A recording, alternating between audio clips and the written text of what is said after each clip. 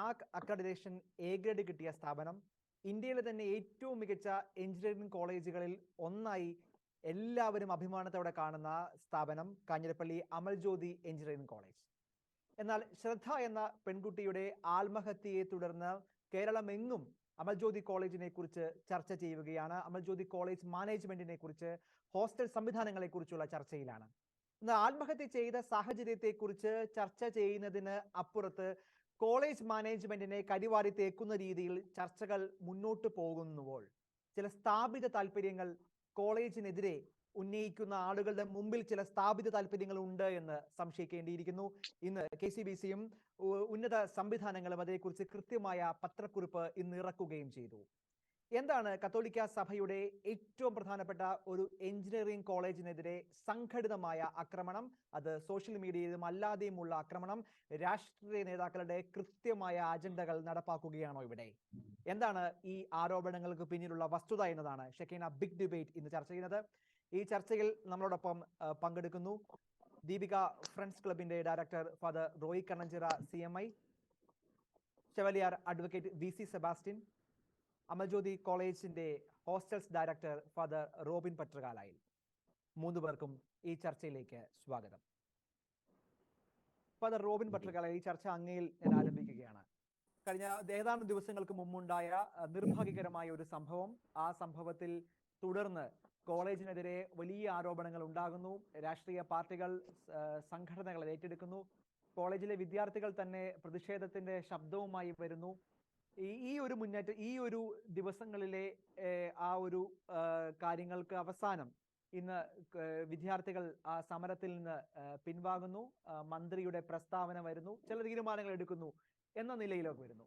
പക്ഷെ ഒരു റിവൈൻഡിലേക്ക് പോവുകയാണെങ്കിൽ കോളേജ് സംവിധാനങ്ങൾ യൂണിവേഴ്സിറ്റിയുടെയും സംവിധാനങ്ങളുടെയും എല്ലാം നിയന്ത്രണങ്ങളും അവരുടെ നിർദ്ദേശങ്ങളും അനുസരിച്ച് നടത്തിക്കൊണ്ടു പോകുന്ന ഒരു സംവിധാനം ആ ലോ എൻഫോഴ്സ്മെന്റിന് മാത്രം കൃത്യമായി നടപ്പാക്കണം എന്ന ലക്ഷ്യത്തിൽ മാത്രം കാര്യങ്ങൾ കൈകാര്യം ചെയ്യുന്നു.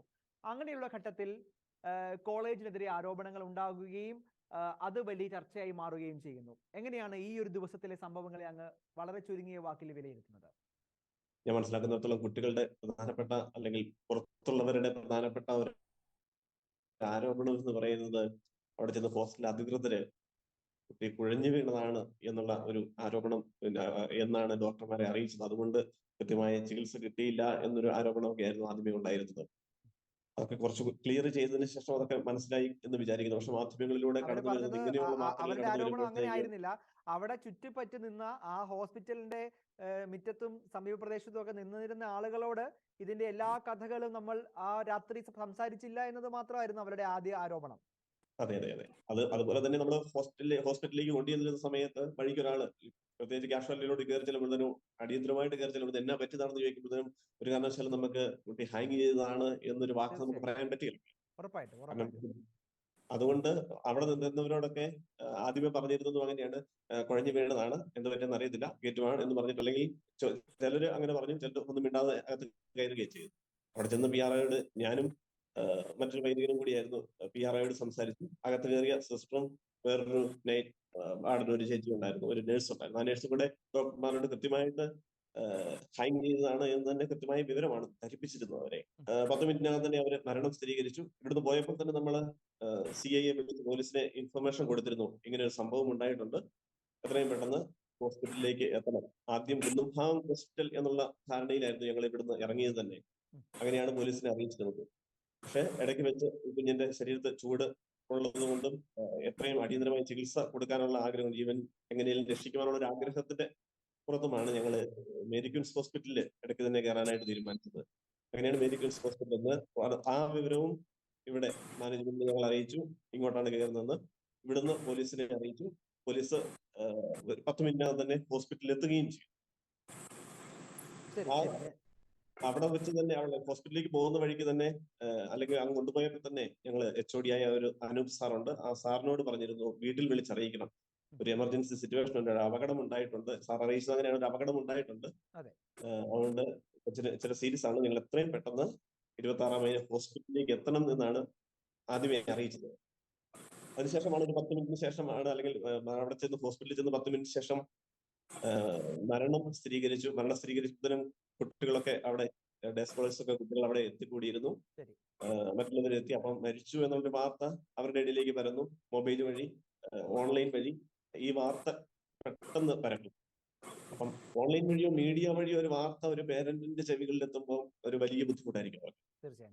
അപ്പോൾ ഹോസ്റ്റൽ അധികൃതരുടെ ഭാഗത്തുനിന്ന് അല്ലെങ്കിൽ കോളേജ് മാനേജ്മെന്റിന്റെ ഭാഗത്തുനിന്നും അത് ഒന്ന് അറിയിക്കേണ്ടത് അത്യാവശ്യമാണ്. അതുകൊണ്ട് തന്നെയാണ് എന്നോട് ആവശ്യപ്പെട്ടത്, മാനേജ്മെന്റ് മാനേജരത്തിന് ആവശ്യപ്പെട്ടതനുസരിച്ച് ഞാൻ തന്നെയാണ് കുട്ടിയുടെ പേരന്റിനെ വിളിച്ച് പറയുന്നത് ഈ കാര്യം. അപ്പോൾ അവർക്ക് അറിവുണ്ടായിരുന്നു, എന്തോ പറ്റിയെന്ന് അറിവുണ്ടായിരുന്നു അവർക്ക് സീരിയസ് ആയിട്ട്. അതുകൊണ്ട് തന്നെ വേറെ ആരുടെ നമ്മുടെ നമ്പർ ആ സമയത്ത് നമുക്ക് എടുക്കാനില്ല. പേരൻസിന്റെ നമ്പർ മാത്രമേ, പേരൻസിന്റെ നമ്പർ എടുത്ത് അവരെ വിളിച്ച് ഇൻഫോം ചെയ്തു. ശ്രദ്ധയോട് നമ്മളുടെ അടുത്തുനിന്ന് പോയി, ഇടയിൽ നിന്ന് പോയി എന്നൊരു വാർത്ത പറയേണ്ടി വന്നു. പറയാതെ നിവൃത്തിയില്ല. പറഞ്ഞില്ലേ, നമ്മൾ എപ്പോഴാണ് പറയുന്നത്? തീർച്ചയായും വളരെ വളരെ വളരെ പ്രധാനപ്പെട്ട കാര്യം. ഞാൻ തിരിച്ചു വരാം father Robin. Advocate V. Sebastian, ഇവിടെ ഫാദർ റോബിൻ പറഞ്ഞതുപോലെ വളരെ കൃത്യമായിട്ടുള്ള ഒരു കമ്മ്യൂണിക്കേഷൻ, മെഡിക്കൽ പ്രൊസീജിയറുകൾ, ഇതെല്ലാം കൃത്യമായി നിർവഹിച്ച് ഒരു കോളേജ് കൃത്യമായ പ്രൊസീജിയറുകളൊക്കെ നിർവഹിച്ച് പിറ്റേ ദിവസത്തിലേക്ക് മാധ്യമങ്ങളിലേക്ക് നോക്കുമ്പോൾ കോളേജിൽ എന്തോ വലിയ സംഭവം, കോളേജ് എന്തോ മറച്ചു വെക്കാൻ ശ്രമിക്കുക എന്ന നിലയിൽ വാർത്തകൾ വരുന്നു. ആ വാർത്തകൾ ഏറ്റെടുത്ത് വലിയ പ്രതിഷേധങ്ങൾ, മുമ്പെങ്ങും കാണാത്ത വിധ പ്രതിഷേധങ്ങൾ ഉണ്ടാകുന്നു. അത് അമൽജ്യോതി കോളേജിന്റെ കേരളത്തിലെ ഏറ്റവും അറിയപ്പെടുന്ന ഒരു കലാലയം, പ്രത്യേകിച്ച് അഡ്മിഷൻ പ്രോസസ്സിലേക്ക് വരുന്നു, റാങ്കിങ്ങുകളിലേക്ക്, പുതിയ അസസ്മെന്റുകളിലേക്ക് കാര്യങ്ങൾ പോകുന്നു. ഇതെല്ലാം മുന്നോട്ട് നിൽക്കുന്ന ഒരു ഘട്ടത്തിൽ ഇതിനെ കൃത്യമായ രീതിയിൽ ഈ ഒരു കോളേജിന്റെ ആ ഒരു സത്കീർത്തിക്ക് ഒരു കോട്ടം വരുത്തിയേക്കാം എന്ന നിലയിൽ ചേർത്ത് വായിക്കാൻ പറ്റുമോ ഈ ദിവസങ്ങളിൽ കാണുന്ന സംഭവ വികാസങ്ങൾ അമൽജ്യോതിയിൽ? ഇവിടെ സൂചിപ്പിച്ച കാര്യങ്ങള് പലതും തെറ്റിദ്ധാരണ വരുത്തുന്ന രീതിയിലാണ് പൊതുസമൂഹത്തിലേക്ക് ചെന്നെത്തപ്പെട്ടത് എന്നുള്ളത് ഒരു പരമാർത്ഥമാണ്. അമൽജ്യോതി എഞ്ചിനീയറിംഗ് കോളേജ് ഇന്ത്യയിലെ ഒരു ടോപ്പ് എഞ്ചിനീയറിംഗ് കോളേജായിട്ട് മാറിക്കൊണ്ടിരിക്കുന്ന സാഹചര്യമാണ് ഇപ്പോഴുള്ളത്. എന്ന് മാത്രമല്ല, യൂണിവേഴ്സിറ്റിയുടെയും UGCയുടെയും AICTEയുടെയും ഒക്കെ റാങ്കിങ്ങില് മുൻനിരയിൽ നിൽക്കുന്ന ഒരു കോളേജായിട്ട് അമൽജ്യോതി മാറിയിരിക്കുകയാണ്.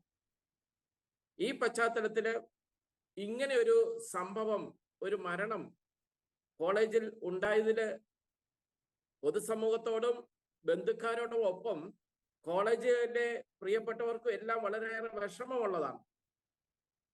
പക്ഷെങ്കില് ഈ മരണത്തെ പലരും രാഷ്ട്രീയ നേട്ടത്തിനായിട്ടും അല്പം കൂടെ തെളിച്ചു പറഞ്ഞാൽ വർഗീയ അജണ്ടകൾക്കുമായിട്ട് ദുരുപയോഗം ചെയ്യുന്നു എന്നുള്ളതാണ് ഏറെ ഖേദപൂർവ്വം എനിക്ക് ആദ്യം സൂചിപ്പിക്കാനുള്ളത്. രണ്ടാമതായിട്ട് ബഹുമാനപ്പെട്ട റോബിനച്ചൻ പറഞ്ഞതുമായിട്ട് ചേർത്ത് വെച്ചുകൊണ്ട് പറയട്ടെ, വളരെ ഗൗരവമായിട്ട് കാണേണ്ട ഒരു കാര്യം, കോളേജിൽ നിന്ന് തന്നെ ഈ വിഷയത്തിൽ സമഗ്രമായ അന്വേഷണം വേണമെന്ന് രാഷ്ട്രീയ പാർട്ടികളും അവരുടെ ബന്ധുക്കാരും ഒക്കെ ആവശ്യപ്പെടുന്നതിന് മുമ്പ് കോളേജിൽ നിന്ന് തന്നെയാണ് നമ്മുടെ കോട്ടയം ജില്ലാ പോലീസ് സൂപ്രണ്ടിന് കത്ത് നൽകിയത്. വേറെ ആരുമല്ല നൽകിയത്, കോളേജിൽ നിന്ന് തന്നെയാണ് നൽകിയത്. സമഗ്രമായ ഒരു അന്വേഷണം വേണം. നമ്മുടെ ഇവിടെ കാണുന്ന ഒരു പ്രശ്നം, അത് പലരും ഇഗ്നോർ ചെയ്യുന്ന ഒരു കാര്യമാണ്. അതാണ് വളരെ ഗൗരവമായിട്ടുള്ളത്. 1 മാസക്കാലം കോളേജിലെ സെമസ്റ്റർ ഹോളിഡേസ് ആയിരുന്നു. ഈ 30-31 ദിവസം ഈ പെൺകുട്ടി വീട്ടിലായിരുന്നു. 1-ാം തീയതിയാണ് ഈ പെൺകുട്ടി, 32ാമത്തെ ദിവസമാണ് ഈ പെൺകുട്ടി കോളേജിൽ എത്തുന്നത്. അതിന്റെ പിറ്റേ ദിവസമാണ് മരണപ്പെടുന്നത്. അപ്പൊ ഈ 30 ദിവസത്തെ അവധിക്കാലത്ത് നടന്ന ഏതെങ്കിലും സംഭവ വികാസങ്ങളായിരിക്കില്ലേ ഇതിന് മരണത്തിന് പ്രകോപനം എന്നുള്ളത് അന്വേഷിച്ച് കണ്ടുപിടിക്കേണ്ട കാര്യമാണ്. അതിന്റെ പേരില് ഈ കുട്ടിയുമായിട്ട് ഈ 32 ദിവസത്തിനുള്ളില് മരണിക്കുന്നതിന് മുമ്പ് ഒരു നിമിഷം പോലും ബന്ധപ്പെടാത്ത ഒരു വാർഡനെ, ഒരു ചീഫ് വാർഡനെ കുറ്റപ്പെടുത്തുന്നതിന്റെ അകത്ത് എന്ത് ന്യായീകരണമാണുള്ളത്? ഒരു അധ്യാപക ഈ മരണപ്പെടുന്നതിന്റെ തലേ ദിവസം ക്ലാസ് മുറിയിലെ ലാബില് ഫോൺ ഉപയോഗിക്കരുത് എന്നുള്ള യൂണിവേഴ്സിറ്റിയുടെയും UGCയുടെയും AICTയുടെയും നിബന്ധനകൾ ഉള്ളപ്പോഴ്, പ്രത്യേകിച്ച് ക്ലാസ് സമയത്ത് ഉപയോഗിക്കരുന്ന നിബന്ധനകൾ ഉള്ളപ്പോഴ് 3 പ്രാവശ്യം ഇതിനു മുമ്പ് ഈ കുട്ടിയെ വാൺ ചെയ്യുകയും പിടിക്കുകയും ചെയ്ത സാഹചര്യം ഉള്ളപ്പോഴും വളരെ സൗമ്യനത്തോടെ കൂടി വളരെ നല്ല രീതിയിൽ ആ ടീച്ചറെ ഫോണ് തക്കാലം എന്റെ കയ്യിൽ ഇരിക്കട്ടെ, മോള് ബാക്കി കാര്യങ്ങൾ ലാബിലെ കാര്യങ്ങൾ ചെയ്യൂ എന്ന് പറഞ്ഞ് ഫോൺ മാറ്റി വെച്ചതിന്റെ പേരില് ഒരു കുട്ടി ആത്മഹത്യ ചെയ്യുക എന്ന് പറഞ്ഞു കഴിഞ്ഞാൽ അതായിരിക്കുമോ ഇതിന്റെ പിന്നിലുള്ളതെന്നുള്ളതും അന്വേഷണ വിധേയമാക്കേണ്ടതാണ്. നമ്മള് സർക്കാരിനോടും ഇന്ന് നടത്തിയ അനുരഞ്ജന സമ്മേളനത്തിലുമൊക്കെ ആവശ്യപ്പെട്ടത് സമഗ്രമായ ഒരു അന്വേഷണം ഇക്കാര്യത്തിൽ വേണം. തെറ്റിദ്ധാരണ പരത്തുന്ന രീതിയിൽ നടത്തുന്ന രാഷ്ട്രീയ അജണ്ടകളും പ്രഖ്യാപനങ്ങളും പങ്കുവെക്കലുകളും മീഡിയയിലൂടെയും ഒക്കെ അസത്യങ്ങളായ കാര്യങ്ങളാണ് ക്രൈംബ്രാഞ്ച് പ്രചരിപ്പിച്ചുകൊണ്ടിരിക്കുന്നത്. അന്വേഷണം ഇന്ന് വേണമെന്നാണ് അന്വേഷണത്തിനാണ് ഇന്ന് തീരുമാനമായിരിക്കുന്നത്. കോളേജ് ആ ഒന്നാം ദിവസം തന്നെ ഉന്നതതല അന്വേഷണം വേണമെന്ന് പറഞ്ഞ കോളേജിന്റെ നിലപാട് തന്നെയാണ്, അല്ലെങ്കിൽ കോളേജ് അത് ആദ്യമേ തന്നെ ആവശ്യപ്പെട്ട കാര്യം തന്നെയാണ്. ഇന്ന് അത് ഔദ്യോഗികമായി അങ്ങനെ അന്വേഷണത്തിലേക്ക് ഗവൺമെന്റ് പോകുന്നത് അങ്ങനെ തന്നെ മനസ്സിലാക്കിയാൽ മതി.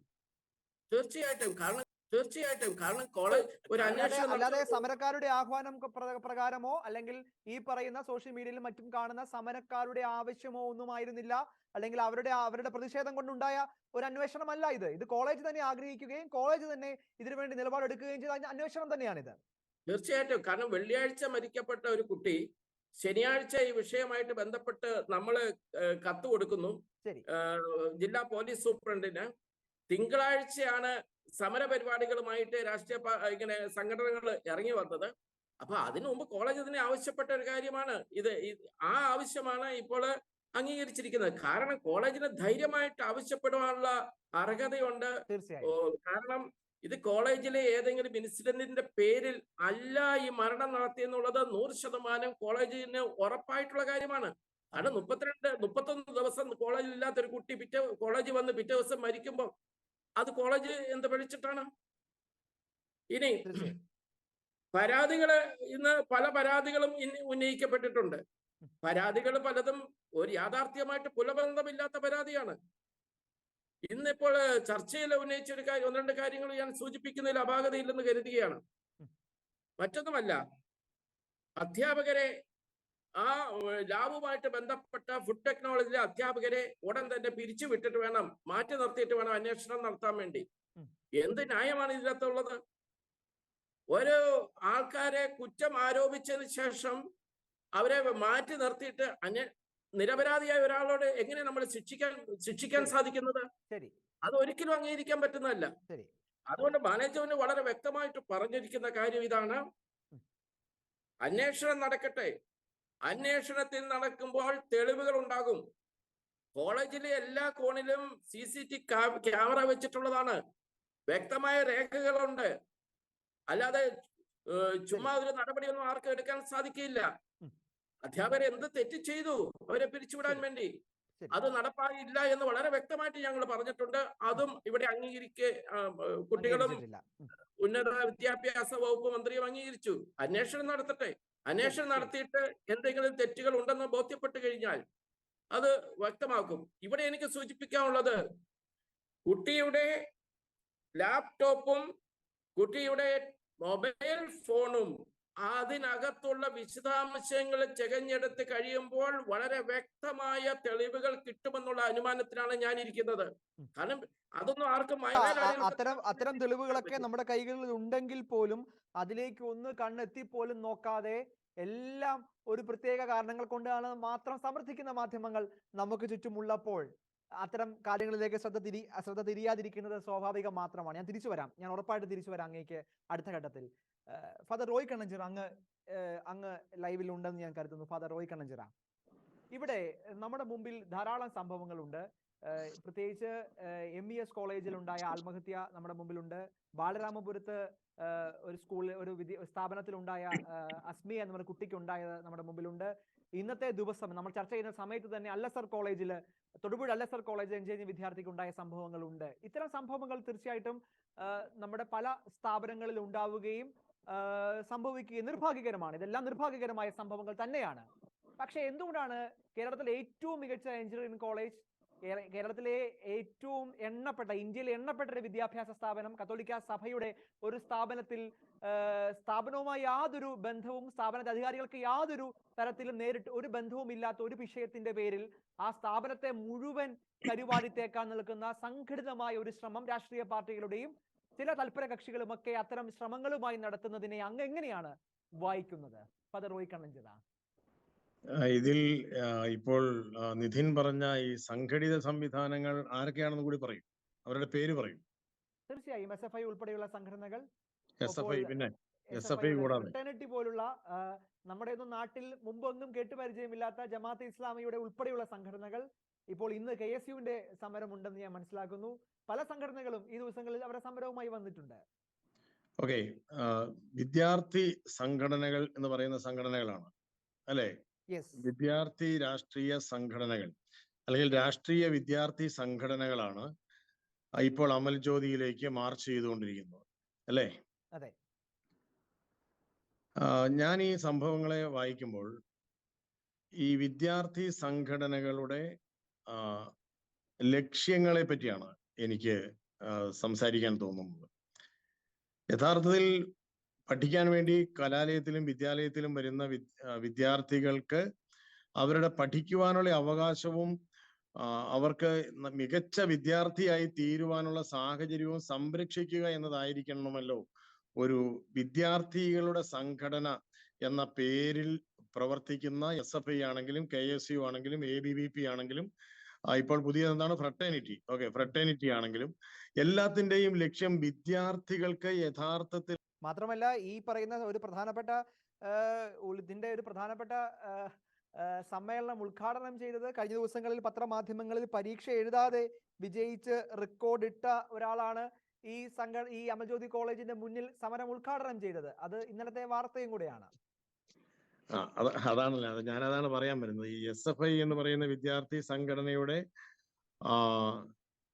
നേതാവ് എറണാകുളം മഹാരാജാസ് കോളേജിലെ PG വിദ്യാർത്ഥി, SFI സംസ്ഥാന സെക്രട്ടറി PM ആർഷോയാണ്. പരീക്ഷ എഴുതാതെ വിജയിച്ചിരിക്കുകയാണ്. പരീക്ഷ എഴുതാതെ MA ആർക്കിയോളജി 3ാം സെമസ്റ്റർ പരീക്ഷയുടെ മാർക്ക് ലിസ്റ്റില് അദ്ദേഹത്തിന് 2021 പരീക്ഷയുടെ മാർക്ക് ലിസ്റ്റിൽ അദ്ദേഹത്തിന് പിന്നെ പരീക്ഷ എഴുതാതെ വിജയം ലഭിച്ചിരിക്കുകയാണ്. തൊട്ടിപ്പുറത്ത് മറ്റൊരു വാർത്ത നമ്മൾ കണ്ടത്, ജോലിക്ക് വ്യാജരേഖ നടത്തിയത് മറ്റൊരു SFI നേതാവാണ്.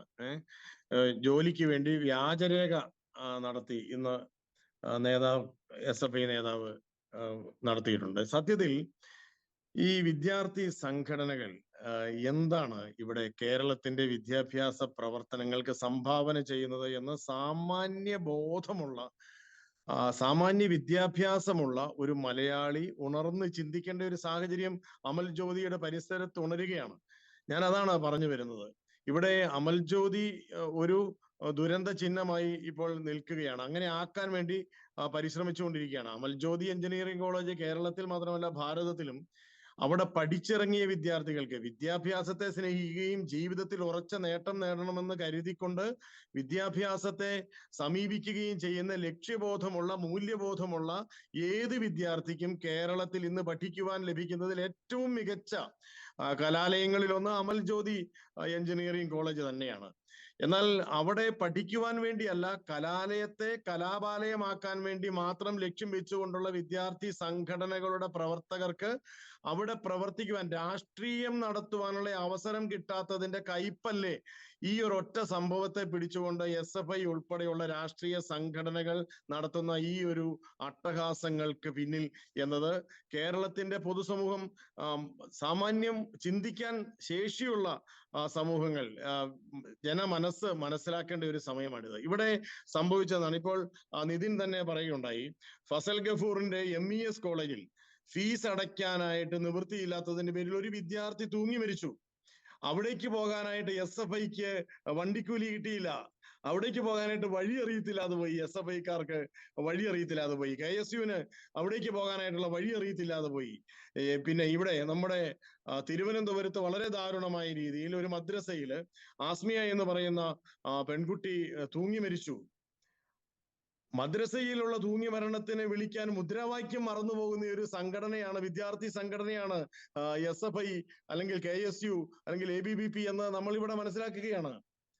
ഇവിടെ ക്രൈസ്തവ മാനേജ്മെന്റുകളുടെ സ്ഥാപനങ്ങളിൽ എന്തെങ്കിലും ഒരു പ്രശ്നം ഉണ്ടാക്കാനായിട്ട് പഴുതു നടക്കുകയും ദൗർഭാഗ്യവശാൽ ആ സ്ഥാപനത്തിന്റെ ഉത്തരവാദിത്വത്തിൽ പെടാത്ത വിഷയത്തിൽ പോലും സംഭവിക്കുന്ന കാര്യങ്ങളെ മാത്രം മുന്നിൽ നിർത്തിക്കൊണ്ട് ഈ സ്ഥാപനങ്ങൾക്ക് നേരെ കല്ലെറിയുകയും ചെയ്യുക എന്നത് ആരുടെ അജണ്ടയാണെന്ന് SFI കേരളത്തെ പഠിപ്പിക്കേണ്ട കാര്യമില്ല. ഇവിടെ മലയാളത്തിൽ അരി ആഹാരം കഴിക്കുന്ന എല്ലാവർക്കും അത് മനസ്സിലാക്കാൻ കഴിയുന്നുണ്ട്. ഇവിടെ ഒരു കാലത്ത് വിദ്യാർത്ഥികളുടെ അവകാശത്തിന് എന്ന് പറഞ്ഞുകൊണ്ട് മുദ്രാവാക്യം വിളിച്ചിരുന്ന പല വിദ്യാർത്ഥി സംഘടനകൾക്കും ഇന്ന് ഈന്തപ്പഴത്തിന്റെ മണം വല്ലാതെ അങ്ങോട്ട് സുഖിക്കുന്നു എന്ന് ഇവിടെ സാമാന്യ ബോധമുള്ളവർക്ക് വ്യക്തമായിട്ട് മനസ്സിലാക്കുന്നുണ്ട് സുഹൃത്തുക്കളെ. ഇവിടെ വളരെ ദാരുണമായ രീതിയിൽ തന്നെ ഇപ്പോൾ അല്ലസർ കോളേജിൽ, തൊടുപുഴ അടുത്തുള്ള അല്ലസർ കോളേജിൽ മെക്കാനിക്കൽ എഞ്ചിനീയറിംഗ് വിദ്യാർത്ഥിയായ AR അരുൺ രാജ് ആത്മഹത്യ ചെയ്ത ദാരുണ വാർത്ത നമ്മൾ വളരെ വേദനയോടുകൂടി കാണുകയാണ്. ഇവിടെ ഏത് ചർച്ച നടത്തിയാലും ശരി, ഇവിടെ ആത്മഹത്യ ചെയ്ത് ജീവിതം അവസാനിപ്പിക്കുന്ന ഒരു പ്രവണത വിദ്യാർത്ഥികളിൽ കണ്ടുവരുന്നത് തികച്ചും ദാരുണമാണ്, അവസാനിപ്പിക്കേണ്ടതാണ്, അതൊരിക്കലും പ്രോത്സാഹിപ്പിക്കേണ്ടതല്ല. ആ തരത്തിലുള്ള ദുരന്തത്തെ പ്രകീർത്തിക്കുവാൻ വേണ്ടിയല്ല ഇവിടെ നമ്മൾ ഈ ചർച്ച നടത്തുന്നത്. ഇവിടെ ചർച്ച നടത്തുന്നത് വിദ്യാർത്ഥികൾക്ക് സമാധാനപൂർണമായ പഠനാന്തരീക്ഷം കലാലയങ്ങളിൽ ഉണ്ടാകണം എന്ന് തന്നെ ആഗ്രഹിച്ചുകൊണ്ട് തന്നെയാണ് ഇത് പറയുന്നത്. പക്ഷേ ഇവിടെ ചില കലാലയങ്ങളിൽ മാത്രം സംഭവിക്കുന്നതാണ് ദാരുണം എന്ന് ആരാണ് എഴുതി വെക്കുന്നത്? അതാണ് എനിക്ക് SFIയോട് ചോദിക്കാനുള്ളത്. ഇവിടെ KSUവിനോട് ചോദിക്കാനുള്ളത് അതാണ്. നിങ്ങൾ അല്ലസറിലേക്കുള്ള വഴി മറന്നുപോയോ? അല്ലസറിൽ പോയി നിങ്ങൾ അത് തല്ലിപ്പൊട്ടിക്കണം എന്ന അർത്ഥത്തിലല്ല ഞാൻ ഈ പറയുന്നത്. എവിടെ വിദ്യാർത്ഥികൾക്ക് ദുരന്തമുണ്ടായാലും അതിനെതിരെ പ്രതിഷേധിക്കുക തന്നെ വേണം. തീർച്ചയായിട്ടും അക്കാര്യത്തിൽ യാതൊരു എതിരഭിപ്രായവുമില്ല. പക്ഷേ അത് വിദ്യാർത്ഥികളുടെ കയ്യിലിരിപ്പ് കൊണ്ടുണ്ടാകുന്ന ദുരന്തമാണോ, അവരുടെ കുടുംബത്തിന്റെ പശ്ചാത്തലത്തിൽ ഉണ്ടാകുന്ന ദുരന്തമാണോ, അവരുടെ സൗഹൃദത്തിന്റെ പേരിൽ, അവരുടെ സ്വഭാവത്തിൽ, അവരുടെ ആത്മവിശ്വാസത്തിനുണ്ടായ തകർച്ച കൊണ്ടുണ്ടാകുന്ന ദുരന്തമാണോ? ഇതിനെല്ലാം എങ്ങനെയാണ് ഒരു കലാലയം ഉത്തരവാദിത്വം പറയുക? ഇവിടെ ഒരു കലാലയത്തിൽ പഠനാന്തരീക്ഷം ഉണ്ടാകണം എന്നുള്ളതിന്റെ പേരിലാണ് SFI, KSUവും ABVPയും പുതിയതായിട്ടുണ്ടായ ഫ്രട്ടേണിറ്റിയും ഒക്കെ സമരം ചെയ്യുന്നതെങ്കിൽ ഈ ഒരു സംഭവത്തെ റീസണബിൾ ആയിട്ട് കാര്യകാരണ സഹിതം വിലയിരുത്തിക്കൊണ്ടുള്ള ഒരു നിലപാടാണ് അവരെടുക്കേണ്ടത്. പക്ഷെ ഇവിടെ അതല്ല സംഭവിക്കുന്നത്. ഇവിടെ അമൽ ജ്യോതി എന്നതിന്റെ അങ്ങോട്ട് മാറ്റിക്കളഞ്ഞിട്ട് അൽ ജ്യോതി എന്നായിരുന്നു ഈ കോളേജിന്റെ പേരെങ്കിൽ ഒരു SFIയുടെയും ഒരു നേതാവിന്റെയും ഒച്ച പൊങ്ങില്ലായിരുന്നു എന്നുള്ളത് ഇവിടെ മലയാളിക്ക് അറിയാവുന്ന കാര്യമാണ്. ഇതൊക്കെ എല്ലാവർക്കും മനസ്സിലാവും സുഹൃത്തുക്കളെ. SFI നേതാക്കളോടും ഈ വിദ്യാർത്ഥി സംഘടനകളുടെ വിവിധ നേതാക്കളോടും തന്നെയാണ് പറയുന്നത്. നിങ്ങളുടെയൊക്കെ മനസ്സിലിരിപ്പ് ഞങ്ങൾക്ക് മനസ്സിലാകുന്നുണ്ട്. കേരളത്തിലെ ക്രൈസ്തവ സ്ഥാപനങ്ങൾ ഇവിടെ മാന്യമായ രീതിയിൽ വിദ്യാദാന ശുശ്രൂഷ നിർവഹിക്കുമ്പോൾ, അച്ചടക്കമുള്ള ഒരു സമൂഹത്തെ വാർത്തെടുക്കുമ്പോൾ, അച്ചടക്കം എന്നുള്ളത് അയൽവക്കത്ത് പോലും ഉണ്ടാകാത്ത വിദ്യാർത്ഥി സംഘടനകൾക്ക് മുദ്രാവാക്യം വിളിക്കാനും കൊടികെട്ടാനും തല്ലിപ്പൊട്ടിക്കാനും ആളെ കിട്ടാത്തതിന്റെ ഞരക്കവും മൂളലുമാണ് ഈ അമൽ ജ്യോതി കോളേജിന്റെ മുമ്പിൽ, അമൽ ജ്യോതി എഞ്ചിനീയറിംഗ് കോളേജിന്റെ മുമ്പിൽ ഈ വിദ്യാർത്ഥി സംഘടനകൾ കിടന്ന് വിരളി പിടിച്ചുകൊണ്ട് പ്രകടിപ്പിക്കുന്നത് എന്ന് ആർക്കാണ് മനസ്സിലാകാത്തത്? അതുകൊണ്ട് ദുരന്തം തന്നെ. പക്ഷേ അതിനെ സമീപിക്കുന്ന രീതിയിലുള്ള പക്ഷപാതം അത് ഒരു വിദ്യാർത്ഥി സംഘടനയ്ക്കും മറച്ചു വെക്കാൻ പറ്റാത്ത പക്ഷപാതം തന്നെയാണ്. നോക്കിക്കൊള്ളൂ, ഇവിടെ ഞാൻ മുമ്പേ പറഞ്ഞ MES കോളേജിൽ SFIക്കാർ എന്ത് സമരമാണ് നടത്തിയത്? ഇവിടെ ആസ്മിയയുടെ തൂങ്ങി മരണത്തിൽ, മദ്രസയിൽ ഉണ്ടായ മരണത്തിൽ SFIക്കാർ എന്ത് സമരമാണ് നടത്തിയത്? അല്ലെങ്കിൽ ഈ പറയുന്ന ഈ കള്ളത്തരം കാണിച്ച് ഇവിടെ പാർട്ടിയുടെ സമ്മർദ്ദം കൊണ്ട്, ഭരണ നേതൃത്വത്തിന്റെ സമ്മർദ്ദം കൊണ്ട് എഴുതാത്ത പരീക്ഷ പേപ്പറിൽ 100 മാർക്ക് മേടിച്ച് വിജയിച്ച ഈ പറയുന്ന MA ആർഷോ, ഇവിടെ അദ്ദേഹം ഇനി നാളെ അദ്ദേഹം ഈ അല്ലസറിൽ ഈ സമരം ഉദ്ഘാടനം ചെയ്യാൻ വേണ്ടി പ്രസംഗിക്കാൻ വരുമോ? വരില്ല. ഇത് ക്രൈസ്തവ മാനേജ്മെന്റുകൾക്കെതിരെയുള്ള ക്രൈസ്തവ വിരുദ്ധ ലോബിയുടെ, അതാരൊക്കെയാണ് എന്ന് കൃത്യമായിട്ട് അറിയാവുന്ന കേരള സമൂഹത്തിന് ഈ കാര്യങ്ങൾ കൃത്യമായിട്ട് മനസ്സിലാവും. ഈ ക്രൈസ്തവ വിരുദ്ധ ലോബിയുടെ വ്യക്തമായ പദ്ധതിയോടുകൂടിയ അജണ്ട തന്നെയാണ് ഇവിടെ വർക്കൗട്ട് ആകുന്നത്. നമ്മുടെ കോളേജുകളിൽ, ക്രൈസ്തവ മാനേജ്മെന്റ് കോളേജുകളിൽ അച്ചടക്കമുണ്ട് എന്നുള്ളതാണ്. അച്ചടക്കം തൊട്ടു തീണ്ടിയിട്ടില്ലാത്ത ഈ രാഷ്ട്രീയ അച്ചടക്കമൊക്കെ മുദ്രാവാക്യത്തിൽ മാത്രം മുദ്ര കുത്തിയിരിക്കുന്ന ഈ രാഷ്ട്രീയ പാർട്ടികൾക്കുള്ള ഏറ്റവും വലിയ കെടുതി എന്ന് പറയുന്നത് ശരിയായ രീതിയിൽ വിദ്യാഭ്യാസം നടത്തുന്നു എന്നുള്ളതാണ്. അവിടെ എത്രയോ അച്ചടക്കത്തോടും ചിട്ടയോടും കൂടി എത്രയോ സമർപ്പണത്തോടു കൂടിയാണ് അധ്യാപകർ ഈ വിദ്യാദാന ശുശ്രൂഷ നിർവഹിക്കുന്നത്. ഞാനും അമൽ ജ്യോതി എഞ്ചിനീയറിംഗ് കോളേജിലെ അധ്യാപകരോട് സംസാരിച്ചിട്ടുണ്ട്. ഒരിക്കൽ എനിക്കും അതിനുള്ള അവസരം ലഭിച്ചിട്ടുണ്ട്. ഞാൻ പറയട്ടെ, എത്രയോ കുലീനമായ രീതിയിലുള്ള വിദ്യാദാന ശുശ്രൂഷയാണ് അവിടെ നടക്കുന്നത്. അതൊന്നും ഇത്തരത്തിൽ കലഹമുണ്ടാക്കാനും കലാപമുണ്ടാക്കാനും മാത്രം വ്രതം ചെയ്ത് ഇറങ്ങിയിട്ടുള്ള, മുൻകൂട്ടി തീരുമാനിച്ചിറങ്ങിയിട്ടുള്ള രാഷ്ട്രീയ കുട്ടി നേതാക്കന്മാർക്ക് അത് ദഹിക്കില്ല. അതുകൊണ്ട് തന്നെയാണ് അതിനോടൊപ്പം അതിനെ പിന്തുണയ്ക്കുന്ന ചില ഛിദ്രശക്തികളുടെ പിൻബലം കൂടി ഉണ്ട് എങ്കിൽ ഇതിലപ്പുറവും അവർ അവിടെ വന്ന് വിളിക്കും. പക്ഷെ ഈ വിളി തന്നെ ഇവിടെ അല്ലസറിൽ നടത്തണ SFI, KSU, ABVP എന്ന് മാത്രമാണ് എനിക്ക് പറയാനുള്ളത്. കാരണം അവിടെയും മരിച്ചത് ഒരു വിദ്യാർത്ഥി തന്നെയാണ്. തീർച്ചയായും ഞാൻ തിരിച്ചു വരാം. Father Roy Kannanchira. Advocate B Sebastian അങ്ങേക്ക് പോകേണ്ടതുകൊണ്ട് ഞാൻ വളരെ വേഗം അങ്ങേക്ക് വന്നിട്ട് ഞാൻ ഫാദർ റോബിനിലേക്ക് തിരിച്ചു വരാം. ഇവിടെ ഇന്ന് മന്ത്രിയുടെ പ്രസ്താവന വരുന്നു. അവിടെ കുറെ അധികം കാര്യങ്ങൾ മന്ത്രിയുടെ സ്റ്റേറ്റ്മെന്റിൽ ഞാൻ മനസ്സിലാക്കുന്നു. അതിൽ ഒരു സ്റ്റേറ്റ്മെന്റിൽ ഞാൻ വായിക്കുന്നത് കോളേജിൽ കൗൺസിലിംഗ് സംവിധാനം ഏർപ്പെടുത്തുമെന്നാണ് പറയുന്നത്. ഞാൻ മനസ്സിലാക്കിയിടത്തോളം എനിക്കറിയാം അമൽജ്യോതി കോളേജിൽ വർഷങ്ങളായിട്ട് ഏറ്റവും മികച്ച രീതിയിൽ കേരളത്തിൽ കൗൺസിലിംഗ് സംവിധാനമുള്ള, വൈദികരുടെയും സിസ്റ്റേഴ്സ് നേതൃത്വത്തിൽ തന്നെയുള്ള വലിയൊരു സംവിധാനമുള്ള ഒരു കോളേജാണ്. ഇത്തരത്തിലുള്ള നിർദ്ദേശങ്ങളെ എങ്ങനെയാണ് കാണുന്നത്? ഇത് ആ ചർച്ചയിൽ ഇത്തരം കാര്യങ്ങൾ എങ്ങനെയാണ് വന്നത്? അതൊരു സ്റ്റേറ്റ്മെന്റ് ആയിട്ട് മാത്രം കണ്ടാൽ മതിയോ? അതിനെ ഒരു സ്റ്റേറ്റ്മെന്റ് ആയിട്ട് മാത്രം കണ്ടാൽ മതി. കാരണം എഞ്ചിനീയറിംഗ് കോളേജുകൾ ഉൾപ്പെടെയുള്ള കോളേജുകളുടെ പ്രവർത്തനങ്ങളെ കുറിച്ച് അറിവുള്ളവർക്ക് വളരെ വ്യക്തമായിട്ട് അറിയാം. അത് കോളേജുകാർ മാത്രം തീരുമാനിക്കുന്ന കാര്യങ്ങളല്ല. യൂണിവേഴ്സിറ്റിയുടെയും AICTയുടെയും UGCയുടെയും മാർഗനിർദ്ദേശങ്ങൾ അനുസരിച്ചല്ലാതെ ഒരു കോളേജിന് പോകാൻ സാധിക്കില്ല. അമൽജ്യോതി എഞ്ചിനീയറിംഗ് കോളേജില് പ്രൊഫഷണൽ ആയിട്ടുള്ള 4 കൗൺസിലർമാര് എല്ലാ ദിവസവും ജോലി ചെയ്യുന്ന ഒരു കോളേജാണിത്. വന്ന ഒരു അഭിപ്രായമാണ്. അതൊന്നും ഇല്ല, അതൊന്നും കുറെ സജീവമാക്കണം, ഒന്നുകിൽ കൂടുതൽ പേരെ വെക്കണം എന്നിങ്ങനെ ഒരു ആശയം പറഞ്ഞിട്ടുണ്ട്. അത് ശരിയാണ്. പക്ഷേ ഈ കൗൺസിലിംഗ് ഫെസിലിറ്റികളും ഇതുപോലുള്ള ഗ്രീവൻസ് സെല്ലുകളും ഒന്നും ഇല്ലാതെ യൂണിവേഴ്സിറ്റിയും AICTയും ഒന്നും നമ്മളെ ഒരു ഓട്ടോണമസിലേക്കും ഒരു യൂണിവേഴ്സിറ്റി ആയിട്ടും ഇതിനെ മാറ്റാനുള്ള ഇപ്പൊ നടത്തിക്കൊണ്ടിരിക്കുന്ന ശ്രമങ്ങൾക്ക് അനുവാദം തരത്തില്ല. കാലക്രമേണ അമൽജ്യോതി എഞ്ചിനീയറിംഗ് കോളേജ് ഒരു യൂണിവേഴ്സിറ്റി ആകുമെന്നുള്ള കാര്യത്തിൽ ആർക്കും സംശയമില്ല. ഇങ്ങനെയുള്ള കോളേജിന്റെ വളർച്ചയിലേക്ക് തടസ്സങ്ങൾ സൃഷ്ടിക്കാൻ വേണ്ടിയുള്ള ഒരു ഉപകരണമാക്കി ഈ മരണത്തെ മാറ്റിയെടുക്കുവാൻ ബോധപൂർവമായ ശ്രമങ്ങളാണ് നടക്കുന്നുള്ളത്. ആർക്കാണ് അറിയത്തില്ലാത്തത്? ഇത്രയും നല്ലൊരു ക്യാമ്പസ് കേന്ദ്ര വിദ്യാഭ്യാസ മന്ത്രി കേരളത്തിൽ വന്ന് കോളേജ് സന്ദർശിച്ച സന്ദർഭത്തില് ഇതെന്തുകൊണ്ട് യൂണിവേഴ്സിറ്റി ആയില്ല എന്ന് ചോദിക്കുകയുണ്ടായി. ഇന്റർനാഷണൽ യൂണിവേഴ്സിറ്റികളുമായിട്ട് അമൽജ്യോതി ഇപ്പോൾ ടൈഅപ്പുകളിലേക്ക് വരികയാണ്. വലിയ ഒരു അക്കാഡമിക് പ്രോഗ്രസ് ആണ് വരും ദിവസങ്ങളിലൊക്കെ അമൽജ്യോതിക്ക് ഉണ്ടാകുന്നത്. ആയിരക്കണക്കിന് കുട്ടികളാണ് ഇപ്പൊ അഡ്മിഷന് വേണ്ടി ആപ്ലിക്കേഷൻ തന്നിരിക്കുന്നത്. അടുത്ത ആഴ്ച മുതൽ അഡ്മിഷൻ നടക്കേണ്ട സമയമാണ്. ഈ അഡ്മിഷൻ നടക്കേണ്ട സമയത്ത് ഈ പ്രശ്നങ്ങൾ സങ്കീർണമാക്കുന്നതിന് പിന്നിൽ ബോധപൂർവമായ ഒരു അജണ്ട ഉണ്ടെന്നുള്ളത് വളരെ വ്യക്തമല്ലേ നിതിൻ? കാരണം 10-ാം തീയതി കൂടി ആപ്ലിക്കേഷൻ ക്ലോസ് ചെയ്യുന്നു. അതിനുശേഷം 15-ാം തീയതിയോടുകൂടി മാനേജ്മെന്റ് കോട്ടയുടെ അഡ്മിഷൻ നടക്കുന്നു. 17-ാം തീയതിയോടുകൂടി ഗവൺമെന്റ് CEയുടെ അഡ്മിഷൻ പ്രൊസീഡിങ്സ് നടക്കുന്നു. ഇങ്ങനെ കോളേജിന്റെ അഡ്മിഷൻ സമയത്ത് ഒരു പ്രശ്നം ഉണ്ടാക്കുക, സങ്കീർണമാക്കുക. പക്ഷെ ഇതൊന്നും അമൽജ്യോതിയെ ബാധിക്കില്ല. അതാണ് അതിന്റെ അതേ കാര്യം. കാരണം ഞങ്ങൾക്ക് ഓരോ ദിവസവും കിട്ടിക്കൊണ്ടിരിക്കുന്ന കുട്ടികളുടെയും മാതാപിതാക്കളുടെയും എൻക്വയറി ഏതാണ്ട് 810 സീറ്റാണ് അമൽജ്യോതിയിലുള്ളത് ആകെ. അതിൽ 400 സീറ്റുകളാണ് മാനേജ്മെന്റ് ഫില്ല് ചെയ്യേണ്ടത്. അതിനിപ്പോൾ കിട്ടിയിരിക്കുന്നത് 7000-ഓളം ആപ്ലിക്കേഷൻസ് ആണ് കിട്ടിയിരിക്കുന്നത്. 400 സീറ്റ് ഫില്ല് ചെയ്യേണ്ടടുത്ത് 7000 ആപ്ലിക്കേഷൻസ് ആണ് കോളേജിൽ കിട്ടിയിരിക്കുന്നത്. അപ്പൊ ഈ സന്ദർഭത്തിൽ ഈ ഇഷ്യൂസ് ഉണ്ടായ സന്ദർഭത്തിൽ പോലും ഓരോ ദിവസവും 100 കണക്കിന് ആപ്ലിക്കേഷൻസ് വന്നുകൊണ്ടിരിക്കുകയും എൻക്വയറി ചെയ്തുകൊണ്ടിരിക്കുകയാണ്. പക്ഷെ ഇവിടെ ശ്രദ്ധിക്കേണ്ട ഒരു കാര്യം, ഞങ്ങൾക്ക് ഏറ്റവും ആശ്വാസപ്രദമായ ഒരു കാര്യം എന്താണെന്ന് ചോദിച്ചു കഴിഞ്ഞാൽ, മാതാപിതാക്കൾ പറയുന്നത് കുട്ടികളുടെ ക്ലാസ് മുറിയിൽ വെച്ചുള്ള ഫോൺ നിയന്ത്രണങ്ങൾ ഉണ്ടാകണമെന്നുള്ള അഭിപ്രായക്കാരാണ്. എനിക്കൊരു സംശയം അഡ്വക്കേറ്റ് വി സെബാസ്റ്റ്യൻ, ഈ ഫോൺ നിയന്ത്രിക്കുക എന്നത് അത് സർക്കാരിന്റെ നിർദ്ദേശം നിങ്ങളത് അനുസരിക്കുന്നത് മാത്രമല്ലേ ഉള്ളൂ? ഫോൺ നിയന്ത്രണം അത് നമ്മുടെ കോളേജിന്റെ ഒരു നിയമമല്ലല്ലോ. അത് കോളേജ് മാത്രം നിർമ്മിക്കുന്ന ഒരു നിയമമല്ലല്ലോ അത്.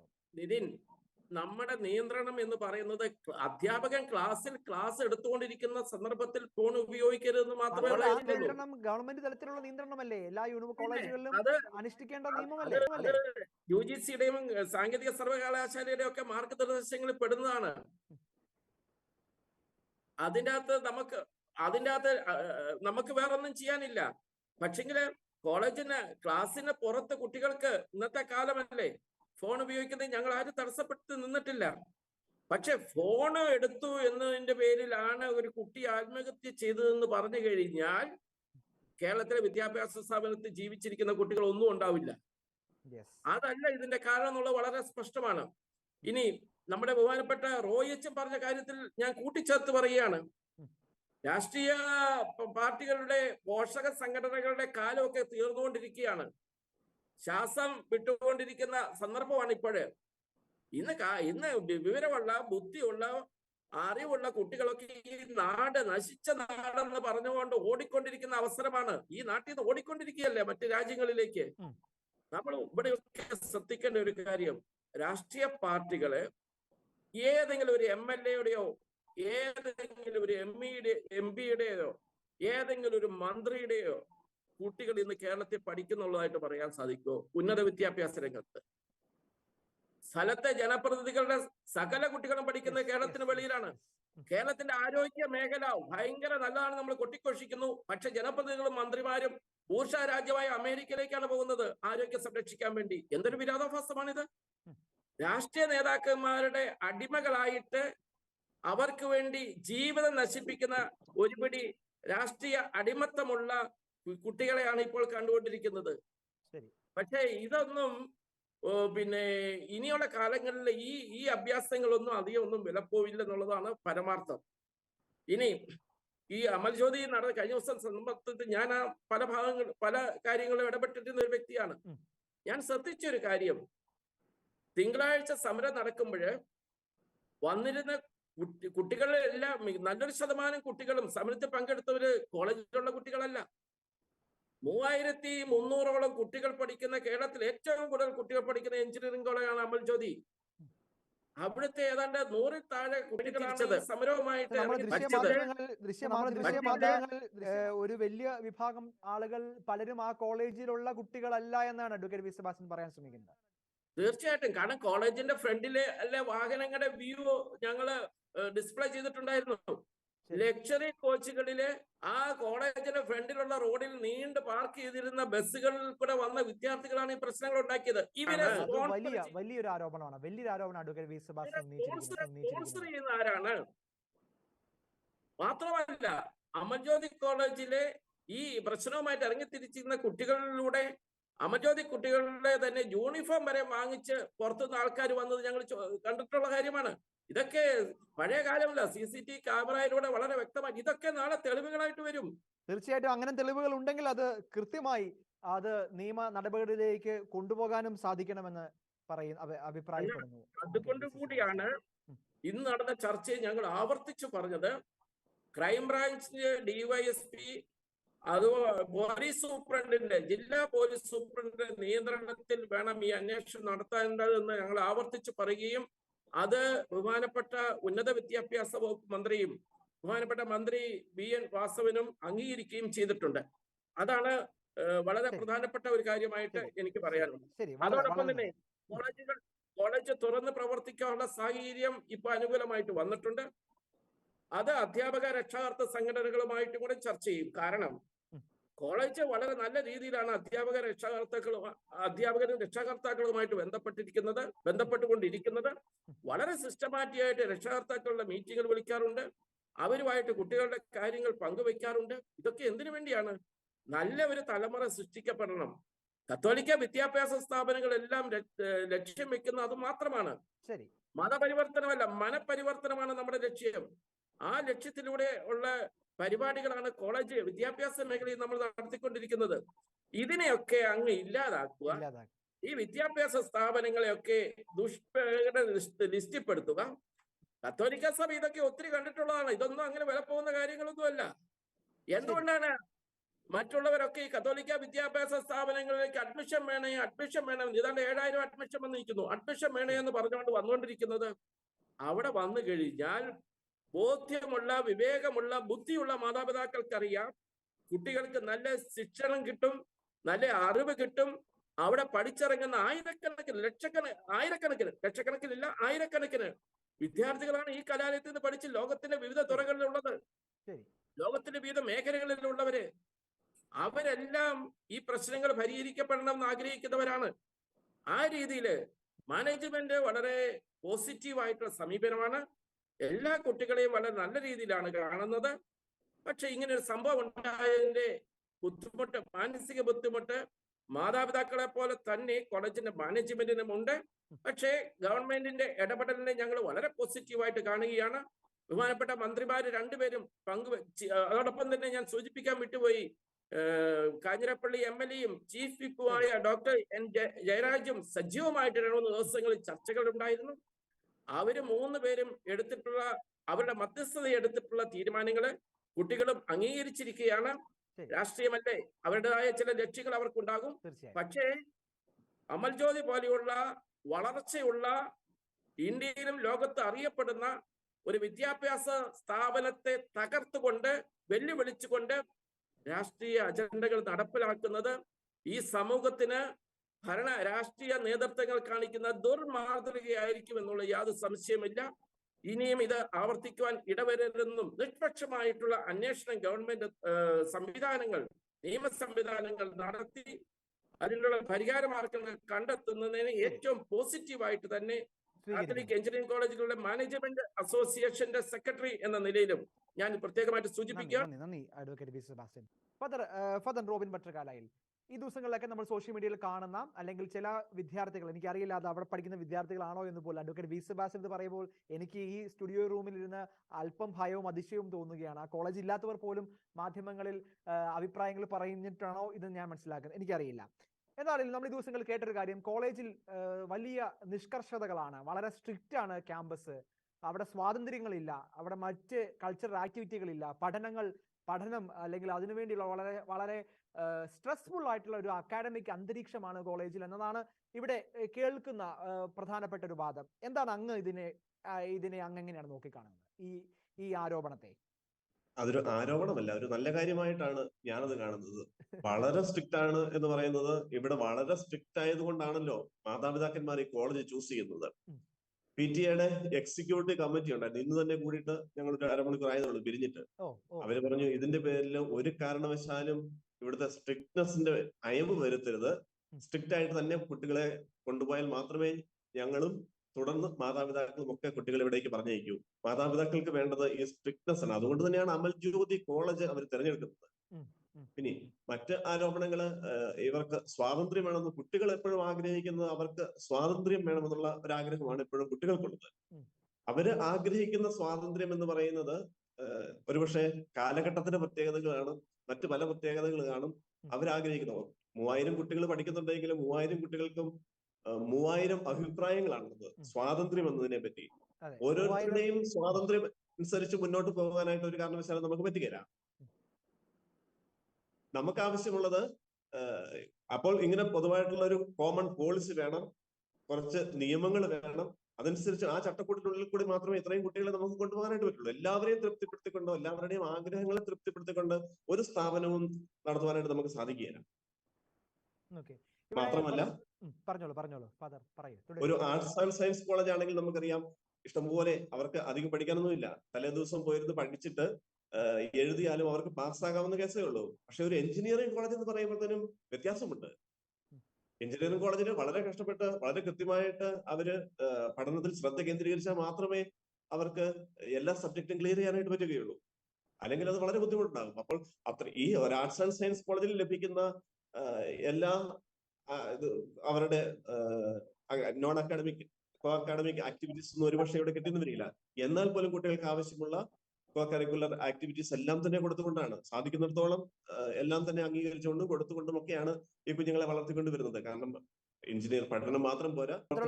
മാത്രമല്ല, കേരളത്തിലെ തന്നെ ഏറ്റവും മികച്ച കളിസ്ഥലങ്ങൾ, എനിക്ക് തോന്നുന്നു ബാസ്കറ്റ്ബോൾ കോർട്ടുകൾ, അങ്ങനെ എൻഗേജ്മെന്റിന് വേണ്ട ഒത്തിരി സംവിധാനങ്ങൾ അമൽജ്യോതി കോളേജിലുണ്ട്.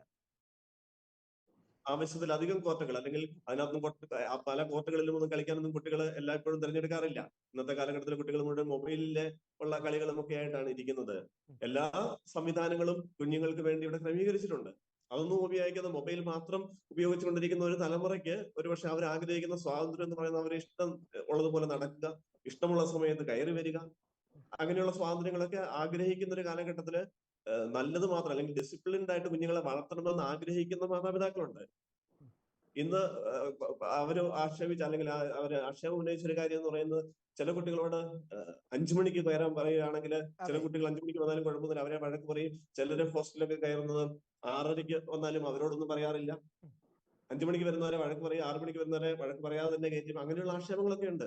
പക്ഷെ ചില മാതാപിതാക്കൾ വളരെ സ്ട്രിക്റ്റ് ആയിട്ട് ഞങ്ങളോട് പറയുന്ന കാര്യമുണ്ട്. ഞങ്ങൾ ഇവിടെ ഹോസ്റ്റലിൽ സ്ഥാനത്തിരിക്കുമ്പോൾ അറിയാം, ചില മാതാപിതാക്കൾ പറയുന്നുണ്ട്, ആൺകുട്ടികളുടെ പേരൻസ് പോലും ചിലപ്പോൾ പറയാറുണ്ട്, അങ്ങനെ എന്റെ കുട്ടിയെ പുറത്ത് വിടണമെങ്കിൽ ഞാൻ അച്ഛന് കൃത്യമായിട്ടുള്ള ഒരു മെസ്സേജ് തരും വാട്സപ്പിൽ. ആ വാട്സപ്പിലെ മെസ്സേജ് കണ്ടതിന് ശേഷം മാത്രമേ കുട്ടിയെ പുറത്ത് വിടാവൂ. അത്രയ്ക്ക് സ്ട്രിക്റ്റ് ആയിട്ട് എന്റെ മകൻ വളർന്നാൽ മതി എന്ന് പറയുന്ന മാതാപിതാക്കളുള്ള ഒരു കാലഘട്ടം കൂടിയുണ്ട്. അപ്പം ഒരുപക്ഷെ വിരലിൽ എണ്ണാവുന്ന 1-2 കുട്ടികളുടെ മാതാപിതാക്കൾ ഒരുപക്ഷെ പറയുമായിരിക്കും അവർക്ക് പൂർണ്ണമായ സ്വാതന്ത്ര്യം അനുവദിച്ചു കൊടുക്കണം. പക്ഷെ 99% മാതാപിതാക്കളും ആഗ്രഹിക്കുന്ന സ്ട്രിക്റ്റ് ആയിട്ടുള്ള ഒരു ക്യാമ്പസില്, കോളേജില്, ഹോസ്റ്റലില് എന്റെ കുട്ടിയെ അച്ചടക്കത്തോടു കൂടി തന്നെ വളർത്തണമെന്നും പഠിപ്പിക്കണമെന്നും തന്നെയാണ് അവർ ആഗ്രഹിക്കുന്നത്. റോബിനച്ചാ, ഇപ്പൊ ഈ പറഞ്ഞ പേരന്റ് വല്ല രാഷ്ട്രീയ നേതാവാകാൻ സാധ്യതയുണ്ട്. കാരണം അവരുടെ പിള്ളേരെ അവരേതായാലും സമരത്തിന് വിടുകയല്ല. മുൻവാതിലിലേക്ക് ക്രൈസ്തവ കോളേജുകളുടെ മുൻവാതിലുകളിൽ മുദ്രാവാക്യം വിളിക്കാൻ വേണ്ടി മാതാപിതാക്കൾക്ക് ശ്രദ്ധയില്ലാത്ത മക്കളെ പാർട്ടി അംഗങ്ങളാക്കി രാഷ്ട്രീയ പാർട്ടികളുടെ കുത്തക സംഘടനകൾ പറഞ്ഞു വിടുമ്പോൾ ഈ രാഷ്ട്രീയ നേതാക്കൾ, മുഖ്യമന്ത്രി ഉൾപ്പെടെ അവരുടെ കൊച്ചുമക്കളെ പറഞ്ഞു വിടുന്നത് കത്തോലിക്ക സഭയുടെ സ്ഥാപനങ്ങളിലേക്ക് തന്നെയാണ്. ഈ പിൻവാതിലിലൂടെ ഇവരൊക്കെ റെക്കമെൻഡേഷന് വേണ്ടി ഫോൺ വിളിക്കുന്നുണ്ട്, മുൻവാതിലിൽ തല്ലിപ്പൊളിക്കാനും മുദ്രാവാക്യം വിളിക്കാനും പിള്ളേരെ പറഞ്ഞു വിട്ടിട്ട്. അതുകൊണ്ട് ഇപ്പൊ റോബിനച്ചൻ പറഞ്ഞ പേരന്റ് മിക്കവാറും ഒരു രാഷ്ട്രീയ നേതാവാകാനുള്ള എല്ലാ സാധ്യതയും ഞാൻ കാണുന്നുണ്ട്. അപ്പോൾ PTA-യും ഒക്കെ ആഗ്രഹിക്കുന്നത് സ്ട്രിക്റ്റ് ആയിട്ട് തന്നെ, ഇന്നും PTA കൂടിയപ്പോൾ അവർ പറഞ്ഞിട്ട് പോയത് വളരെ സ്ട്രിക്റ്റ് ആയിട്ട് തന്നെ കാര്യങ്ങൾക്ക് ഒരു അയവും വരുത്തരുത്, സ്ട്രിക്റ്റ് ആയിട്ട് കാര്യങ്ങൾ പോകണം എന്ന് തന്നെയുള്ള നിർദ്ദേശമാണ് തന്നിരിക്കുന്നത്. എല്ലാവരും ആഗ്രഹിക്കുന്നത് അതാണ്. ശരി, ഞാൻ തിരിച്ചു വരാം.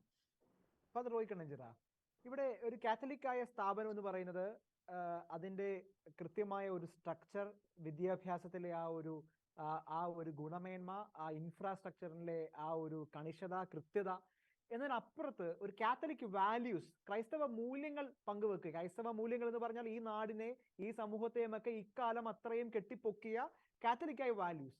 അപ്പോൾ കാത്തലിക്കായ വാല്യൂസ് വളരെ കൃത്യമായി ഉള്ള ഇടങ്ങളിൽ സംഘടിതമായ ആക്രമണം നടത്തുന്നത് വഴി, ചില പ്രത്യേക രാഷ്ട്രീയ പാർട്ടികൾക്ക് അവിടെ സ്പേസ് ഉണ്ടാകുന്നത് വഴി, അവിടെ ഉണ്ടാകുന്ന കാത്തലിക്കായ വാല്യൂസ് ഇല്ലാതാകുന്നത് വഴി ചില ഛിദ്രശക്തികൾക്ക് അതിൽ ആനന്ദം കണ്ടെത്താനുള്ള സാധ്യതയുണ്ട്.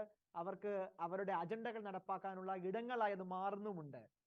ഇവിടെ ഈ ഒരു കോളേജ് മാത്രമല്ല, ക്രിസ്ത്യൻ സ്ഥാപനങ്ങളെ കൃത്യമായി, അത് ഫാദർ റോയ് കണ്ണഞ്ചിറയ്ക്ക് അറിയാമല്ലോ, ഇവിടെ നമ്മുടെ ക്രിസ്ത്യൻ സ്കൂളുകളിൽ അവർക്ക് ഹിജാബ് ധരിക്കാൻ അനുവാദമില്ല എന്ന് പറഞ്ഞ് കണ്ണൂരിലും മറ്റും അല്ലെങ്കിൽ പല സ്ഥാപനങ്ങളിലും ഒളി ക്യാമറ ഓപ്പറേഷൻ ഉണ്ടാകുന്നതൊക്കെ നമ്മൾ കാണുന്നുണ്ടല്ലോ. അതൊരു ഉന്നത വിദ്യാഭ്യാസ സ്ഥാപനമല്ല, ഒരു കോളേജ്, സ്കൂൾ ഘടകങ്ങളിൽ മുതൽ തന്നെ ഇത്തരത്തിലുള്ള ചില നീക്കങ്ങൾ നടക്കുന്നതിനെ എങ്ങനെയാണ് അങ്ങ് വിലയിരുത്തുക? നിതിൻ, ഇവിടെ കാത്തലിക് വാല്യൂസ് എന്നതിനേക്കാൾ കുറച്ചുകൂടി ബ്രോഡായിട്ട് ക്രൈസ്തവ മൂല്യങ്ങൾ എന്ന് പറയണം. കാരണം ക്രിസ്തുവിൽ വിശ്വസിക്കുന്ന വിശ്വാസ സമൂഹങ്ങൾ ലോകത്തെവിടെയും എന്ത് ചെയ്താലും ക്രൈസ്തവ മൂല്യങ്ങൾ പ്രസരിപ്പിക്കുവാൻ വേണ്ടി പ്രതിജ്ഞാബദ്ധമായ പ്രവർത്തന ശൈലിയാണ് സ്വീകരിക്കുന്നത്.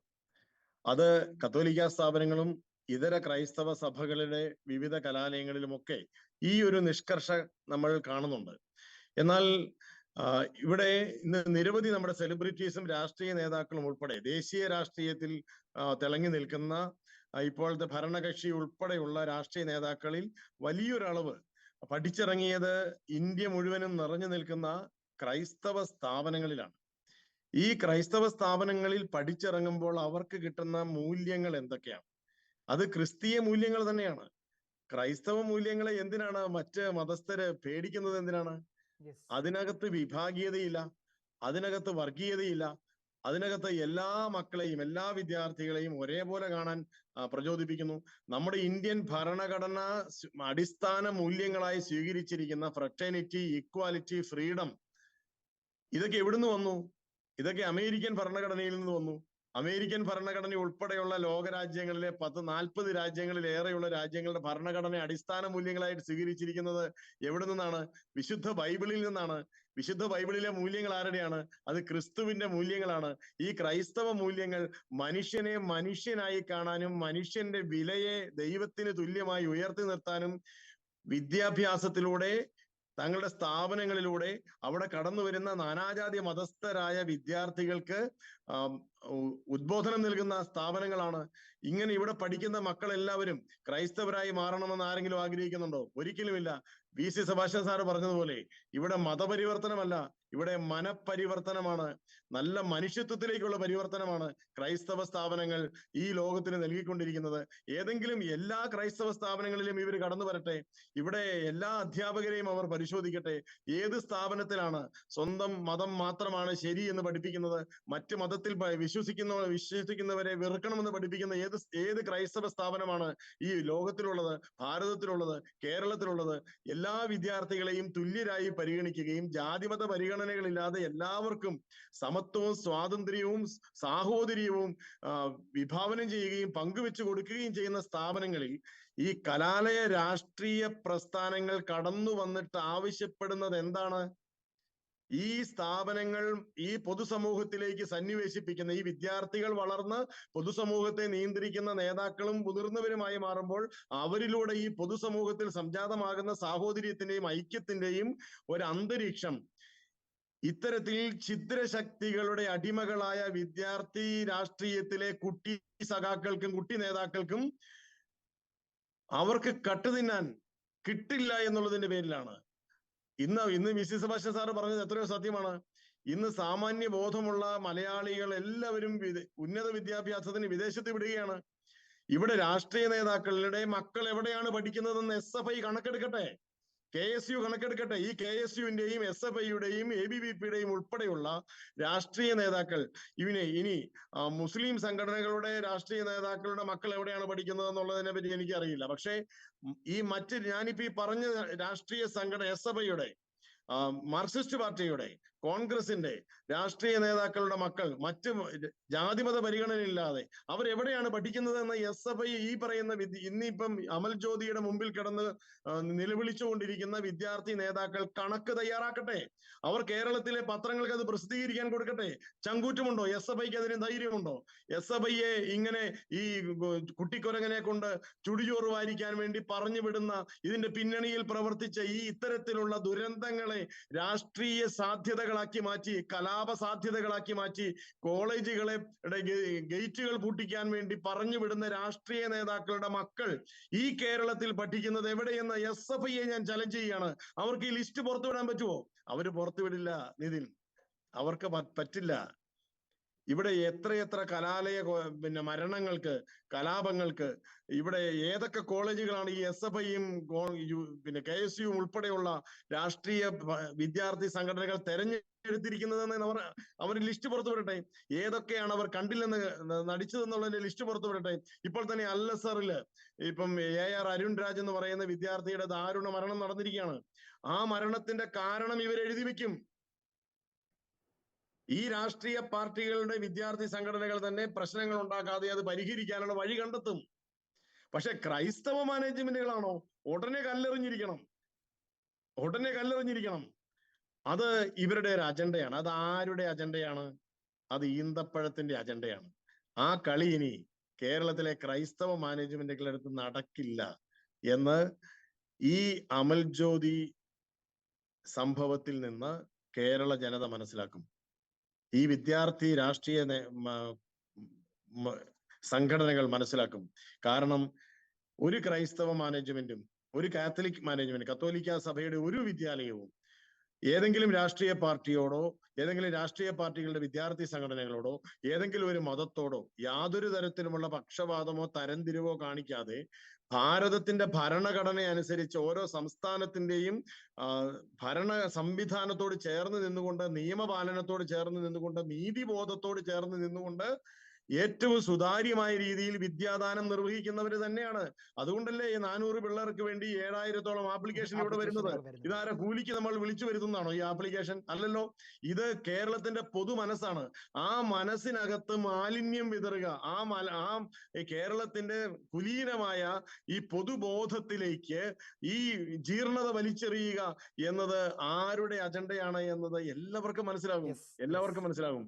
അതുകൊണ്ട് ഇവിടെ ആത്മഹത്യ ചെയ്തു പോയ വിദ്യാർത്ഥികളുടെ കുടുംബാംഗങ്ങളോടുള്ള ആദരവും അനുശോചനവും അറിയിക്കുന്നതോടൊപ്പം തന്നെ ഇതിനെ രാഷ്ട്രീയ കച്ചവടത്തിന്റെ ഇരയാക്കി മാറ്റാൻ വേണ്ടിയുള്ള രാഷ്ട്രീയ നേതാക്കളുടെയും വിദ്യാർത്ഥി നേതാക്കളുടെയും സംഘടിതമായ പരിശ്രമങ്ങൾ വിലപ്പോവില്ല എന്ന് തുറന്നു പറയാൻ, അതിനെ ശക്തമായി കത്തോലിക്ക അൽമായ സമൂഹവും കത്തോലിക്ക വൈദിക സമൂഹവും ക്രൈസ്തവ സമൂഹവും മാത്രമല്ല കേരളത്തിലെ നന്മ ആഗ്രഹിക്കുന്ന ഇതേ വിദ്യാലയങ്ങളിൽ പഠിച്ചിറങ്ങിയിട്ടുള്ള ജാതിമത പരിഗണനകൾക്കപ്പുറത്ത് വിദ്യയെയും അറിവിനെയും പൊതുസമൂഹത്തിന്റെ നന്മയെയും സ്നേഹിക്കുന്ന എല്ലാ മനുഷ്യരും ഒരുപോലെ എതിർത്ത് തോൽപ്പിക്കും എന്നതിന് യാതൊരു സംശയവും. തീർച്ചയായും വളരെ വളരെ കൃത്യമാണ്, സ്പഷ്ടമാണ്. ഫാദർ റോയ് കണ്ണഞ്ചിറ, ഏറ്റവും അവസാനം ഫാദർ റോബിൻ പച്ചക്കാളയിലേക്ക് വരികയാണ്.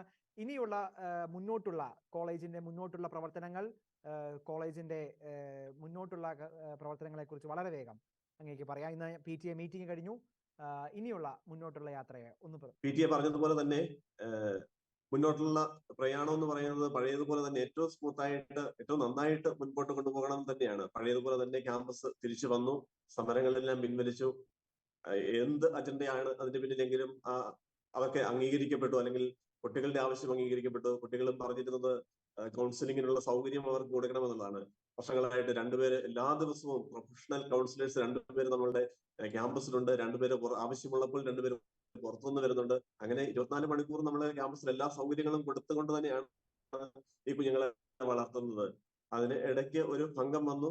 അത് മറ്റ് പല അജണ്ടകളുടെയും പേരിലായിരിക്കും, ആരെയൊക്കെയോ തെറ്റിദ്ധരിപ്പിച്ചതിന്റെ പേരിലായിരിക്കും. എന്തായാലും ഏറ്റവും മനോഹരമായിട്ട് തന്നെ ഇത് വീണ്ടും തുടർന്നും മുൻപോട്ട് പോകും. നമ്മളുടെ ഇവിടുത്തെ ഡിസിപ്ലിന് ഏറ്റവും നന്നായിട്ട് തന്നെ മെയിൻറ്റെയിൻ ചെയ്ത് തന്നെ മുൻപോട്ട് തുടർന്നും അമൽ ജ്യോതിയുടെ പ്രയാണം ഒരു സംഘടിത ഗൂഢ നീക്കങ്ങളുടെയും മുൻപിൽ അടിപതറാതെ തല ഉയർത്തി തന്നെ അമൽ ജ്യോതി എന്നും കാണും. അത് ശ്രദ്ധമോള് തീർച്ചയായിട്ടും അമൽ ജ്യോതി കുടുംബത്തിന്റെ ഭാഗമായിരുന്നു. ആ കുഞ്ഞ് മരിച്ചതിന് അതിയായ വേദനയുണ്ട്, എല്ലാവർക്കും ഉണ്ട്. എല്ലാ സഹപാഠികളോടൊപ്പം മാനേജ്മെന്റിനും എല്ലാവർക്കും ആ വേദനയുണ്ട്. അത് ഞങ്ങൾ ആദരാഞ്ജലികൾ അർപ്പിക്കുന്നു. സത്യം എന്താണെന്ന് പുറത്തു വരണം, അതിന്റെ മരണ കാരണം പുറത്തു വരേണ്ടിയിരിക്കുന്നു. അത് അന്വേഷണം നടക്കുന്നു. അതിനോട് പൂർണ്ണമായും ആദ്യം മുതലേ സഹകരിക്കുന്നവരാണ്. സ്വല്പം മുമ്പും അന്വേഷണ ഉദ്യോഗസ്ഥന്റെ മുൻപിൽ നിന്നുമാണ് ഞാൻ എഴുന്നേറ്റ് വരുന്നത്. അവർക്ക് ആവശ്യമുള്ള കാര്യങ്ങൾ എല്ലാം വിശദീകരിച്ചു കൊടുത്തുകൊണ്ടും പറഞ്ഞു കൊടുത്തുകൊണ്ടും കൃത്യമായ ഫാക്റ്റുകൾ അവരുടെ മുൻപിൽ നിർത്തിക്കൊണ്ട് തന്നെയാണ് ഞങ്ങൾ മുന്നോട്ട് പോയത്. തുടർന്നുള്ള അന്വേഷണത്തിലും അത് തന്നെ തുടരും. കോളേജ് ഏറ്റവും തലയുയർപ്പെടുപ്പോടുകൂടി തന്നെ തുടർന്നും മുൻപോട്ട് പോകും എന്നുള്ള കാര്യത്തിലും ഞങ്ങൾക്ക് പൂർണ്ണ വിശ്വാസമുണ്ട്. ശ്രദ്ധയുടെ മരണത്തെ തുടർന്ന് അമൽ ജ്യോതി കോളേജ്, എഞ്ചിനീയറിംഗ് കോളേജിന്റെ മാനേജ്മെന്റ് ആഗ്രഹിച്ചതുപോലെ തന്നെ ഏറ്റവും ഉന്നതരത്തിലുള്ള അന്വേഷണം ഉണ്ടാകാൻ പോകുന്നു. അതിനുള്ള ഉത്തരവുകൾ ഇന്നത്തെ ദിവസം വരുന്നു. തീർച്ചയായിട്ടും എന്തുകൊണ്ടാണ് ശ്രദ്ധയുടെ ആത്മഹത്യയിലേക്ക് സംഭവങ്ങൾ നയിച്ചത് എന്നത് കൃത്യമായി പോലീസ് അന്വേഷിക്കട്ടെ. എന്നാൽ ആ ഒരു കേസിന്റെ പേര് പറഞ്ഞ് കേരളത്തിലെ ഏറ്റവും മികച്ച, ഇന്ത്യയിലെ ഏറ്റവും എണ്ണപ്പെട്ട ഒരു വിദ്യാഭ്യാസ സ്ഥാപനത്തെ കരിവാരിത്തേക്കാനുള്ള സംഘടിത ശ്രമങ്ങളുടെ രാഷ്ട്രീയ നേതൃത്വത്തിന്റെ ചില താല്പര്യ കക്ഷികളുടെ അജണ്ടകൾ മുട്ടുമടക്കുവാൻ അമൽ ജ്യോതി എഞ്ചിനീയറിംഗ് കോളേജ് മുട്ടുമടക്കില്ല എന്നാണ് ഫാദർ റോബിൻ പത്രകാലയിൽ വളരെ സ്പഷ്ടമായി വ്യക്തമായി ഈ ചർച്ചയിൽ പറയുന്നത്. കൂടുതൽ ശോഭയോടെ, കൂടുതൽ ജ്വാലയോടെ അമൽ ജ്യോതി കേരളത്തിലെ, ഇന്ത്യയിലെ ഏറ്റവും മികച്ച കലാലയമാകുന്ന ആ യാത്ര, ആ പ്രയാണം മനോഹരമായി തന്നെ തുടരുക ചെയ്യും. ഈ ചർച്ചയിൽ ഏറെ സജീവമായി പങ്കെടുത്ത father Roy Kannanchira CMI, chevalier advocate VC Sebastian, father Robin Mathew Pathrakalayil, 3 പേർക്കും നന്ദി. ഷെക്കേന ബിഗ് ഡിബേറ്റ് ഇവിടെ അവസാനിക്കും.